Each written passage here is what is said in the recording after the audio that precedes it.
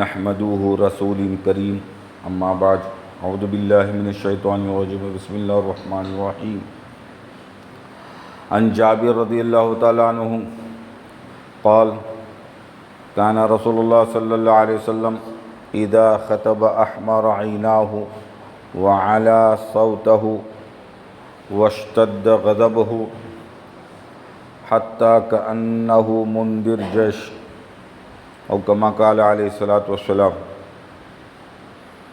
آپ حضرات کے سامنے حضرت جابر رضی اللہ تعالیٰ عنہ کی ایک حدیث تلاوت فرمائی ہے۔ ویسے تو جابیر کا معنی آتا ہے ظلم کرنے والا۔ جابیر کا معنی جو آتا ہے کیا ہوتا ہے؟ سب سے زیادہ ظلم کرنے والا، ستانے والا، پریشان کرنے والا۔ تو حضرت صحابی رضی اللہ تعالیٰ عنہ کو یہ نام کیوں رکھا گیا؟ اور دوسرا بات، اللہ کا بھی نام ہے، آپ کے بہت سے صفاتی نام ہیں، تو اس میں جبار بول کے ایک اللہ کا صفاتی نام آتا ہے۔ اب قرآن کے آخری صفحے پر یا پہلے صفحے پر جو ہے آپ کے صفاتی نام اسماء الحسنہ جس کو کہتے ہیں، اس میں ایک نام آتا ہے جبار۔ تو اس کا معنی ہوتا ہے سب سے زیادہ ظلم کرنے والا۔ کیا اللہ تبارک و تعالیٰ ظلم کرنے والے ہیں بندوں پر؟ تو اصل میں یہ ظلم کرنے والا معنی جو ہے یہ اردو میں کہا جاتا ہے جابیر کے، عربی کا معنی الگ ہوتا ہے۔ حضرت جو ہے جابر رضی اللہ عنہ کے معنی ہوتے ہیں حقیقت میں عربی میں ٹوٹی ہوئی ہڈی کو جوڑنا۔ ٹوٹی ہوئی ہڈی کو جوڑنے کا نام کہتے ہیں۔ اور مسئلے کی کتاب میں آپ دیکھیں گے وہاں ایک لفظ آتا ہے جبر۔ یہ جبر جو ہے ایک دوسرے میں ٹوٹی ہوئی چیز کو جوڑنے کے نام کو کہتے ہیں۔ اور یہ ہڈی ٹوٹی ہوئی ہڈی کو جوڑنا سوائے اللہ کے کسی کے ہاتھ میں نہیں، ڈاکٹر کے ہاتھ میں بھی نہیں۔ یہ جتنے بھی جو ہے اسپیشلسٹ ہیں ہڈیوں کے، یہ اصل میں ان کے ہاتھ میں بھی کوئی ایسی دوا نہیں ہے، ایسا انجیکشن نہیں ہے۔ یہ اصل میں اللہ تبارک و تعالیٰ ہی جوڑتے ہیں۔ جب ان دونوں چیزوں کو صحیح طریقے پر جب لگاتے ہیں تو جڑ جاتا ہے، ورنہ کوئی ایسی دوا دنیا میں اللہ تعالیٰ نے نہیں ہے۔ جابر جو ہے جبار، اللہ تبارک و تعالیٰ ٹوٹے ہوئے کو جوڑتے ہیں اپنے پاس۔ جابر رضی اللہ عنہ کو جو ہے ٹوٹے ہوئے کو جوڑنا معنی ہوتا ہے۔ ایک معنی آتا ہے قہار۔ اللہ تبارک و تعالیٰ کے بہت سے ناموں میں ایک نام ہے قہار۔ قہار کہتے ہیں سب سے زیادہ ستانے والے کو، سب سے زیادہ غصہ ہونے والے کو، سب سے زیادہ ستانے والے کو، پریشان کرنے والے کو کہتے ہیں قہار۔ تو یہ اردو کے معنی میں ہم سمجھتے ہیں۔ عربی کے معنی میں جو ہے قہار سے مراد غالب رہنے والے کو کہتے ہیں، کہ ہر چیز پر جو ہے غالب رہنے والے۔ اور اللہ ہی کی قدرت ہوتی ہے، سب چیزوں پر جو ہے اللہ کی قدرت غالب ہے۔ اللہ کے غصے پر اللہ کی رحمت غالب ہے، ورنہ اللہ کی رحمت غالب نہیں ہوتی، غصہ جو ہے غالب ہوتا تو ہم سب چلتے پھرتے نظر نہیں آتے۔ کافر کوئی گھر میں نظر نہیں آ رہا، سب زمین میں دھس جاتے یا چہرے مسخ ہو جاتے یا جو اللہ کے عذاب کے شکار ہو جاتے، دنیا ادھر ختم ہو جاتی۔ اللہ نے اپنے ذات پر جو عہد کر لیا ہے کہ میرا غصے پر میری رحمت غالب ہوگی، ورنہ کسی کو ایک گھونٹ پانی بھی نہیں ملتا، ایک نوالا ان پر نہیں ملتا۔ کتنے بڑے ظالم دنیا میں ہیں، کتنے بڑے جو ہے فراڈی لوگ دنیا میں ہیں، کتنے بڑے گنہگار ہیں، جس کو گناہ کرنے والے چند لوگ گناہ کرتے ہیں، گناہ سمجھ کر کرتے ہیں۔ کچھ لوگ گناہ کے کاموں کو دین سمجھ کر کرتے ہیں، ایسے بھی لوگ ہیں، ہے نہیں؟ تو میرے بھائی بزرگوں دوستوں، تو حضرت جابر رضی اللہ تعالیٰ عنہ کی روایت ہے جس میں اللہ کے رسول صلی اللہ علیہ وسلم کے خطبہ دینے کے انداز کو بیان فرمایا کہ اللہ کے رسول کس طرح بیان کیا کرتے تھے، کس طرح خطبہ دیا کرتے تھے۔ تو فرماتے ہیں اللہ کے رسول اس کے آگے ایک موضوع بیان فرمایا کہ اس خطبے میں میں تھا، اللہ کے رسول بیان کر رہے تھے تو میں دیکھا، حضرت جابر فرماتے ہیں میں دیکھا کہ اللہ کے رسول صلی اللہ علیہ وسلم کے آنکھیں سرخ ہو جاتی تھیں، احمرت عیناہ، آپ کی آنکھیں سرخ لال ہو جاتی تھی، وعلا صوتہ، آپ کی آواز بہت بلند ہوتی تھی، آپ کی آواز تیز ہو جاتی تھی، واشتدت غضبہ، اور آپ ایسے بات کر رہے ہیں گویا غصے کے اثر آپ پر ظاہر ہوتے تھے. تو غصے میں جو چہرہ ہوتا ہے رگیں پھلتی ہے، تو اس طرح آپ کا چہرہ نظر آتا تھا. تو اس طرح کیوں کرتے تھے کہ ہمیں اس بات سے ڈراتے تھے گویا کوئی ایک جماعت ایسی ہے جو لشکر جو ہے ہم پر چڑھائی کرنے کے لیے آ چکا ہے، ہمارے سر پر سوار ہو چکا ہے. اس انداز پر، اس موقع پر جو طرحیت ہوتی ہے اس انداز سے ہمیں جو ہے بات سمجھایا کرتے تھے. فرمایا حتیٰ کأنہ منذر جیش، ایسے ڈراتے تھے جس طرح کوئی ایک لشکر جو ہے ہم پر چڑھائی کے لیے آ چکا ہوں. حالانکہ اس وقت مکے کا حال یہی تھا کہ کب کس وقت کون سی جماعت آ کر چڑھائی کر کے ان کو ختم کر جائے کسی کو خبر نہیں ہوتی. کون سی جماعت آ کر جو ہے ہم پر حملہ کر دے، کون سا لشکر آ کر ان پر جو ہے ان کو جو ہے ختم کر دے، کوئی پتہ نہیں چلتا تھا. ایسے حالت ہے. تو اللہ کے رسول صلی اللہ علیہ وسلم بتانے کے لیے، ڈرانے کے لیے، سمجھانے کے لیے اس طرح خطاب کیا کرتے تھے تاکہ بات اثر ہو جائے، یہ عمل پیرا ہو جائے. تو اس طرح بتایا کرتے تھے کہ گویا اب ختم ہوگا مسئلہ. میں دیکھ رہا ہوں کہ صبح یا شام ایک جماعت، اللہ کے رسول نے فرمایا کئی مرتبہ، پہلا خطبہ آپ کو، سب سے پہلا خطبہ جو ہے مکے والوں کو جمع کر کے کیا فرمایا کہ میں اس بات کو بتاؤں آپ کو کہ پہاڑی کے پار ایک جماعت ہے، ایک لشکر ہے جو تم پر حملہ کرنے والی ہے، کہ اس بات کی تم تصدیق کرتے ہو، مانتے ہو سچ؟ تمام لوگ ایک ہو کر کہا کہ آپ صادق ہیں، آپ امین ہیں، آپ جو کہیں گے ہم اس کو مان لیتے ہیں، یقیناً جماعت ہوگی. کہا کہ اس سے بھی خطرناک چیز آپ کو میں بتاؤں کہ ایک اللہ کی طرف آ جاؤ ورنہ اللہ کے عذاب کے شکار ہو جاؤ گے. تو فرماتے ہیں اس بات کو سن کر سب مکر گئے، سب منہ پھیر لیا. کچھ لوگوں نے جو ہے تان دیا، اسی بات کے لیے ہمیں جمع فرمایا تھا. تو اس طرح جو ہے تان تشنی کر کے بکھر گئے، سب مجمع بکھر گیا. تو میرے باپ دوستوں، تو اصل جو ہے حقیقت اللہ کے رسول صلی اللہ علیہ وسلم جو ہے یہ اس انداز پر جو ہے خطاب کیا کرتے تھے تاکہ سامنے والے کے اندر اثر ہو جائے. اسی حدیث میں اللہ کے رسول صلی اللہ علیہ وسلم فرمایا کہ میں اس بات کی جو ہے تمہیں دعوت دیتا ہوں کہ تم ایک توحید پر آ جاؤ، ایک ایمان پر آ جاؤ، کہ جو ہے ہو سکتا ہے کہ جو ہے صبح اللہ کا عذاب آ جائے یا شام میں اللہ کی پکڑ آ جائے. اگر تم متحد رہو گے، توحید پر اثر ہوگے، تو پھر جو ہے انشاءاللہ بیڑا پار ہوگا.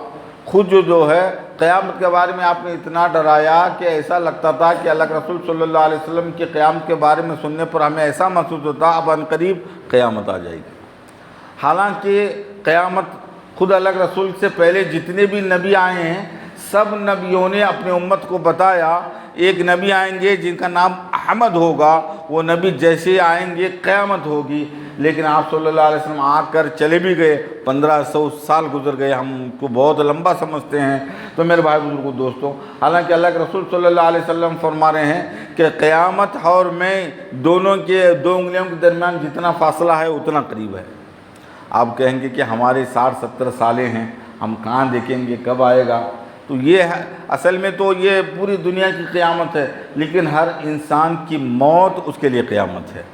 ہر انسان کی موت جو ہے اس کے لیے قیامت ہے. مات قامت قیامت ہو، جو آدمی مر گیا اس کے لیے قیامت قائم اس دن ہو چکی ہے.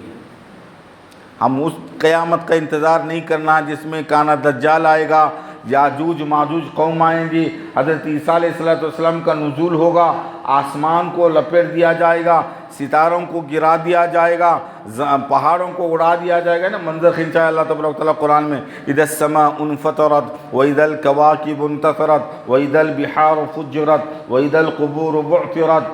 یہ تمام چیزوں کو اللہ تعالیٰ نے قیامت کے منظر کو کھینچا ہے. ہم آسمان کو لپیٹ دیں گے، ستاروں کو گرا دیں گے، اور جو ہے پہاڑوں کو اڑا دیں گے، سمندر کو بہا دیں گے، قبروں کو اکھیڑ دیں گے. کہاں جا رہا ہے انسان؟ تو یا ایھا الانسان ما غرک بربک الکریم، ایسے رب کریم سے تو بھاگ کر کہاں جا رہا ہے؟ یہ وقت آنے والا ہے. وہ وقت آئے یا نہ آئے، ہم دیکھیں یا نہ دیکھیں، ہماری موت ہمارے لیے قیامت ہے. تو میرے بھائی بزرگ دوستوں، وہ قیامت تو کسی سے چھوٹنے والی نہیں ہے. کسی کی 10 سال میں، کسی کی 15 سال میں، کسی کی 20 سال میں، کسی کی شام میں، کسی کے قریب میں. کسی کی صبح ہونے کا انتظار نہیں، کسی کو شام ہونے کا انتظار نہیں، اس کے لیے قیامت قائم ہو چکی۔ تو وہ ہر قیامت جو ہے ہم سب کے پیچھے ہے، تو اس کی آنے سے پہلے میرے اندر اتنی تیاری ہو کہ میں اس قیامت میں کامیاب ہو جاؤں۔ اس کے لیے کیا کرنا ہے؟ اس کے لیے جو ہے اللہ کے بتائے ہوئے چیزوں کو ہی میری نجات ہے۔ اللہ کے رسول صلی اللہ علیہ وسلم اسی حدیث میں ڈنکے کی چوٹ یوں فرمایا کہ کتاب ہو تو اللہ کی کتاب ہے، اور اتباع ہے تو میری اتباع ہے۔ دنیا میں کوئی فرد اس طرح نہیں کہے گا کہ میری اتباع میں ہی کامیابی ہے۔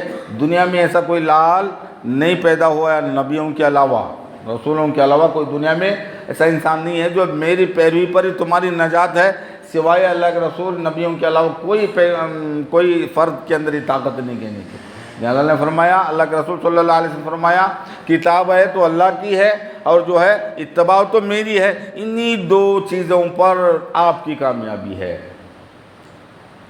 اور ان کو بغیر سمجھیں گے تو منمانی گھوڑے چلا کر ایسے نئے چیزوں کو ایجاد کرنا، یہ خود گمراہی ہے۔ یعنی وَشَرُّ الْأُمُورِ مُحْدَثَاتُهَا، فرمایا سب سے بدترین عمل وہ ہے جو نئی چیز کو ایجاد کر کے دین سمجھ کر اس کو کرتا ہے۔ کیا کرنے ہمیں؟ ابھی رجب کا مہینہ چل رہا ہے، رجب کے مہینے میں کیا کچھ نہیں ہوتے، کوئی جو ہے کنڈے لگا رہا ہے، کوئی جو ہے معراج کے شب برات میں جماعت کی شکل میں جو ہے جماعتیں بنا کر اب جو ہے رات میں نمازیں پڑھ رہا ہے، حالانکہ شب معراج کا کوئی ثبوت نہیں ہے۔ اسی وقت میں 27 رجب میں ہی جو ہے شعبان کا شب معراج ہوا ہے، اس کا یقینی طور پر نہیں۔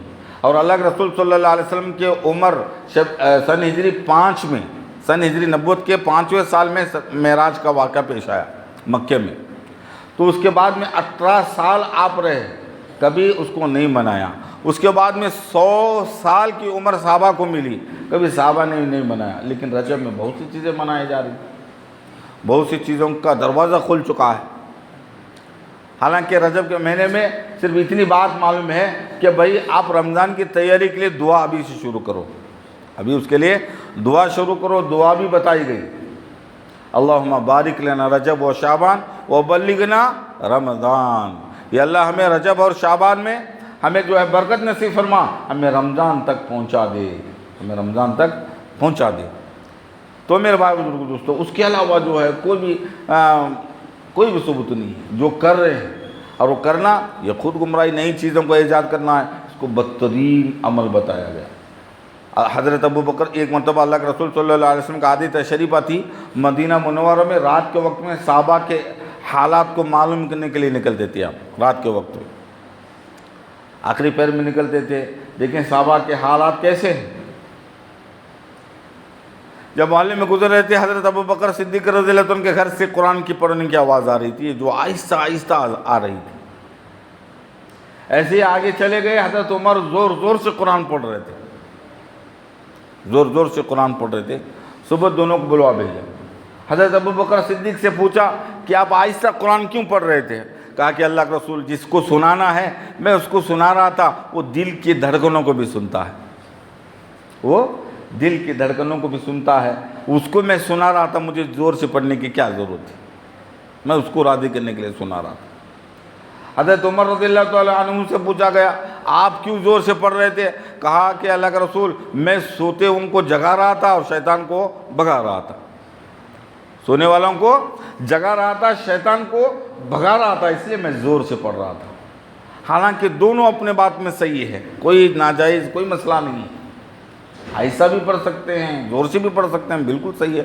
لیکن اللہ کے رسول صلی اللہ علیہ وسلم دونوں کے وقت کو چینج کر دیا، دونوں کے باتوں کو سمجھایا کہ بھائی ابو بکر صدیق سے کہا کہ تم تھوڑا زور پڑھو، حضرت عمر سے کہا کہ تم تھوڑا آواز کم کرو۔ اصل یہ تھا بتانے کا مقصد کہ تمہارا ہر کام نبی کے حکم سے ہو، تمہارا کام نبی کے حکم سے ہو، نبی کے حکم کے علاوہ جو کام کرتے ہیں، اللہ کے حکم کے علاوہ جو کام کرتے ہیں، چاہے کتنا بھی خیر کیوں نہ ہو، وہ گمراہی ہے، وہ گمراہی ہے۔ تو میرے بھائی بزرگوں دوستوں، تو جس کو بدعت کہتے ہیں، بدعت اس کو کہتے ہیں، بدعت کے لغوی معنی کیا ہے؟ بدعت کے لغوی معنی ہے نئی چیز کا ایجاد کرنا۔ بھئی تم یہ کہاں سے لائے جماعت سے شکل نماز پڑھنے کا؟ عید کے راتوں میں یا جو ہے جاگرانی کے راتوں میں جماعت بنا کے نماز پڑھتے ہیں تو کہاں سی مسئلہ ہے؟ یہ باقی 2 عیدیں اللہ تبارک تعالیٰ مجھے اور آپ کو عطا فرمائی ہے، بقرعید اور رمضان، اس کے علاوہ جتنی بھی عیدیں منائی جاتی ہے اس کا ثبوت کہاں ہے؟ کہیں بھی حدیثوں میں آپ کو نہیں ملے گا۔ ایصال ثواب جو مناتے ہیں ہم، اس کی ترتیب کیا ہے؟ بغیر ترتیب کے، بغیر تحقیق کے ہم جیسے چاہے دل میں جو آتا وہ اس طرح منا لیتے ہیں۔ کوئی عید کے جیسے اس کی مرضی من مطابق، کبھی دین میں پوچھنے کی ضرورت نہیں ہے، بتانے کی ضرورت۔ حالانکہ اتنی خطرناک بات ہے، ایک چیز بھی اگر شریعت کے ٹکر میں آ گئی وہی عمل اس کو جہنم میں پہنچانے کے لیے کافی ہو جائے گی۔ گنہگار گناہ سمجھ کے کرتا ہے، شرابی، جھوٹا، دغے باز، دھوکے باز، سٹہ کھیلنے والا، یہ تمام فراڈی جو ہے وہ کر رہا ہے، اس کے دل میں خیال ہر وقت رہتا ہے کہ میں غلط کر رہا ہوں۔ شرابی سے آپ پوچھیں گے بھئی شرابی کس نیت سے پیتے ہو، تمہارے نزدیک اس کی کیا حکمت ہے؟ وہ کہیں گے کیا کرے، بڑا گناہ ہے لیکن لت پڑ گئی ہے۔ کہے گا نہیں بھئی؟ کہے گا۔ ثواب کی نیت سے پیتا ہوں کوئی نہیں کہے گا آپ کو، یا دین سمجھ کر پیتا ہوں کوئی نہیں کہے گا، کہے گا کہ میں گناہ کر رہا ہوں، گناہ کر رہا ہوں۔ ہر گناہ کرنے والا گناہ سمجھ کر کرتا ہے، لیکن دین کے کام میں اگر کوئی اپنی طرف سے نئی چیز کوئی ایجاد کر دے وہ کبھی گناہ سمجھ کر نہیں کرتا، دین سمجھ کر کرتا ہے۔ اور وہ آدمی جب تک گناہ سمجھ کر کر رہا ہے تو اسے یقیناً ایک وقت آئے گا توبہ کی توفیق ملے گی، ایک وقت آئے گا اس کو توبہ کی توفیق ملے گی، اس لیے کہ اس کو اندر سے ایک آگ لگی ہوئی ہے، میں کر رہا ہوں، غلط کر رہا ہوں، میری زندگی غلط چل رہی ہے، اس کو صحیح لانا پڑے گا، اس کو کیسے بھی ترتیب بنانی پڑے گی۔ تو چلے میں نکل رہا ہے، 4 مہینے میں نکل رہا ہے، خانقاہ میں جا رہا ہے، تو جو علماء کی صحبت میں بیٹھ رہا ہے، بیانے سننے کے لیے جا رہا ہے، یہ تمام یہ جو ہے سب اسی مقصد سے میرے اندر کے جھول ختم ہو جائے، میرا یقین پختہ ہو جائے، میرا ربط جو ہے اللہ کے ساتھ مضبوط ہو جائے، اسی وجہ سے نا۔ تو یہ کان ایک دن اس کی توفیق ضرور ملتی ہے، مضبوطی آ جاتی ہے۔ اگر اس کی دوڑ دھوپ ہر وقت آدمی کے اندر تڑپ رہے گی تو یقیناً اس چیز کو اللہ تعالیٰ قریب کر دیں گے، وہ مضبوطی قریب کر دیں گے، وہ یقین، وہ ایمان، وہ اعمال اس کو مل جائے گی۔ لیکن ایک آدمی جو ہے شوق کے لیے ہو یا جو ہے معلومات بغیر تحقیق کے دین سمجھ کر کر رہا ہے، اس کو کبھی توفیق نہیں ملے گی، اس لیے کہ اس کو کبھی برا نہیں سمجھتا۔ اب کہیں گے کہ یہ کیا بدعت مولانا، اس طرح کرنا بدعت تھوڑی ہے؟ تو بدعت ہے، اس کو کہتے ہیں ہر نئی چیز کو بدعت ہے۔ ہم پھیان کے درمیان بیٹھے ہیں، اللہ کے رسول کے زمانے میں کہاں پھیان تھے؟ تو بدعت ہو گئی۔ حضور کے زمانے میں کہاں لائٹیں تھی، بجلی کہاں تھی؟ وہ تو روشنیاں جو ہے تیل جلا کر جو ہے کبھی بتی جلایا کرتے تھے، آپ جو ہے روشنی کڑک بل کے نیچے بیٹھے ہیں، ٹیوب لائٹ جو ہے آپ کے سر پر جل رہا ہے، یہ بدعت ہے۔ اے سی کے روم میں آپ نماز پڑھتے ہیں، بہت سی مسجدوں میں ایسے لگی ہوئی ہے، تو یہ تمام بدعتیں ہیں۔ تو یہ کیسے؟ بھائی دنیا کے کاموں کے ایجاد نئی چیز یقینی طور پر ہے، لیکن اس کو بدعت اس لیے نہیں کہیں گے کہ وہ دنیا کی چیزیں ہیں، بدعت اس کو کہیں گے جو دین کے واسطے سے ہو، دین کے واسطے سے ہو، جو نبی جس طریقے پر ہمیں چھوڑ کر گئے ہیں، جو قرآن میں حدیث میں جو بتائے گئے ہیں، اسی پر میرے اور آپ کی نجات ہے۔ دنیا میں آپ جو کام کر رہے ہیں، جو اصول کے طور پر جنت کے پہنچنے تک جتنے بھی خیر کے کام ہوں، تمام چاہے وہ دنیا میں کرنے کے کام ہو یا مسجد میں کرنے کے کام ہو یا انفرادی ہو، اجتماعی ہو، یا جہاں کہیں بھی کرنے کے ہو، جو دین کے خیر کے کام ہو، اچھے کام ہو، تو ایسا کوئی کام مجھے بتا دے جس میں نبی نے نہ فرمایا، اللہ کے رسول اس کی ترتیب نہ بتائی ہو، چاہے دکانداری ہو، چاہے کھیتی باڑی ہو، یا چاہے تجارت ہو، چاہے نوکری چاکری ہو۔ اب کہیں کوئی ایک ایسا جو ہے کام بتا دے جس میں نبی نے میرے اور آپ کے رہنمائی نہ فرمائی ہو۔ دنیا میں ایسا کوئی کام نہیں ہے۔ جنت میں پہنچنے تک جتنے بھی اچھے کام ہیں ان تمام کو اللہ کے رسول صلی اللہ علیہ وسلم اللہ کے حکم سے بتا کر گئے ہوں، اسی پر میرے اور آپ کی نجات ہے، اسی پر میرے اور آپ کی کامیابی ہے۔ اس کے علاوہ جتنے بھی خیر کام کر لے اس پر نہ جنت کے وعدے ہیں، نہ اس پر اللہ خوش ہو جاتے ہیں۔ اب ایک بیچارہ آدمی پیر اٹھا کر ہاتھ میں ڈنڈا لے کر جو ہے آسمان کی طرف گردن کر کے پکار رہا ہے اپنے خدا کو، کیا اس کے اس مشقت کو اللہ قبول کر لیں گے؟ ہمارا غیر بھائی جو ہے وہ جو ہے جنگل میں جا کر ایک لکڑی پر ہاتھ رکھ کر وہ جو ہے رات کھانا پینا چھوڑ کر بیٹھا ہوا ہے خلوت میں، کیا اس کے عمل کو اللہ تعالیٰ قبول فرما کر اس کو جنت میں ڈالیں گے؟ قیامت تک بھی بیٹھے گا اس کو جنت نہیں ملے گی۔ کیوں؟ انہیں جو کر رہا ہے اس کے من کے حساب سے کر رہا ہے۔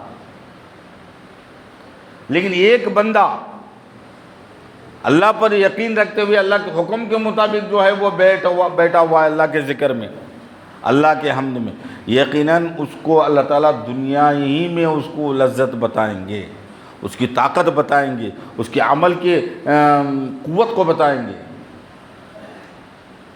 کچھ لوگوں نے اپنے عمل کو دنیا میں بیٹھ کر عمل کرتے ہوئے اپنے عمل کے اثر کو آخرت میں دیکھ لیا۔ ایک بزرگ تو نماز پڑھتے تھے، نماز کس طرح پڑھتے تھے؟ آنکھ بند کر کے نماز۔ کیوں بھائی؟ خشوع خضوع، دوسرے خیال نہ آ جائے، دوسرے کا خیال نہ آ جائے، کسی کے تصویریں نہ آ جائے۔ آنکھ کھولتے ہی ہزار مسئلے، یعنی بہت سی کہاوت ہے، اگر کوئی چیز گم ہو جائے بھائی 2 رکعت کی نماز نیت باندھ کر کھڑے ہو جاؤ، وہ چیز یاد آ جائے گی۔ نماز میں سب یاد آ جاتے ہیں، جیسے ہی نماز کھڑے ہو جاتے ہیں تو سب مسئلے، بچوں کے خرچے یاد آ گئے، گھر کا خرچہ یاد آ گیا، کھیتی کے مسئلے، دکان کا مسئلہ، حساب شروع ہو چکا۔ نہیں، ایک آدمی تھا تو امام صاحب نے کہا کہ بھائی 3 رکعت میں شاید پڑھا ہوا ہوگا۔ ایک آدمی نے کہا کہ نہیں، آپ 4 ہی رکعت پڑھائیں۔ آپ کو کیسے یقین؟ اس لیے کہ میرے 4 دکان ہیں، 3 دکان کا حساب ہو چکا ہے، ابھی 1 دکان باقی تھی، نہیں 4 دکان کا حساب باقی ہوا، تو گویا آپ کے نماز 4 ہو چکے ہیں، آپ کے 4 رکعت پورے ہو چکے ہیں، آپ غلط فہمی نہیں، امام صاحب آپ سے نماز صحیح پڑھا چکے ہیں۔ تو یہ مسئلہ ہے ہمارا، نماز کھڑی ہوتی ہے جو ہے خیالات دنیا کے آ جاتے ہیں۔ ایسا نہیں ہے کہ آپ کہیں گے کہ بھائی خیالات آ جاتے ہیں، خیالات کا آنا ہمارے اختیار میں نہیں، اختیار سے لانا گناہ ہے۔